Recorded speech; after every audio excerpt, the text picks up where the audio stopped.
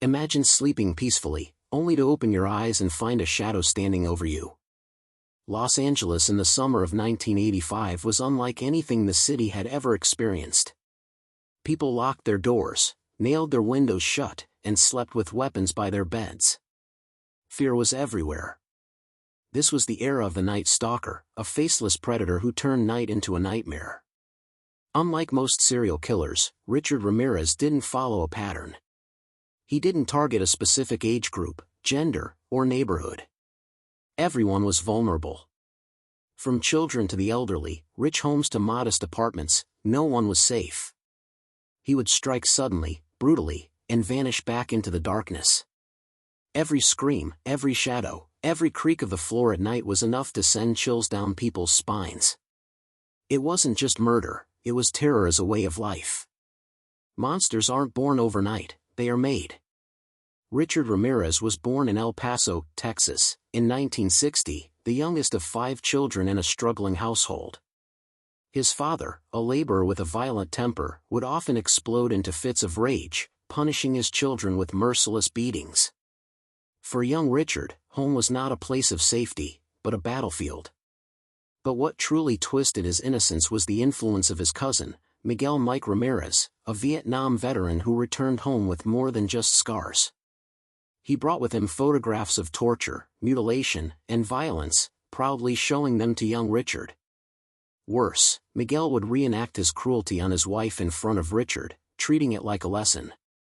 At just 12 years old, Richard witnessed his cousin shoot and kill his wife during an argument, right before his eyes.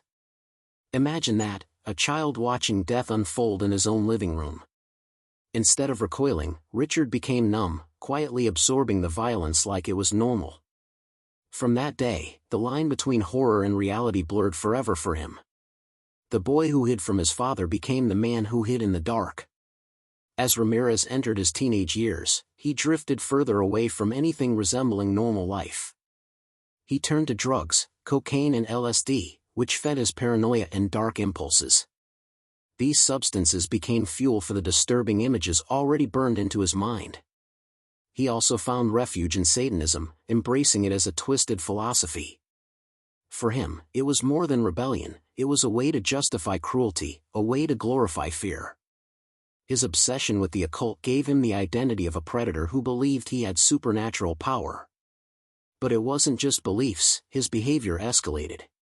Petty crimes like theft and burglary became practice runs. Breaking into homes gave him both adrenaline and control.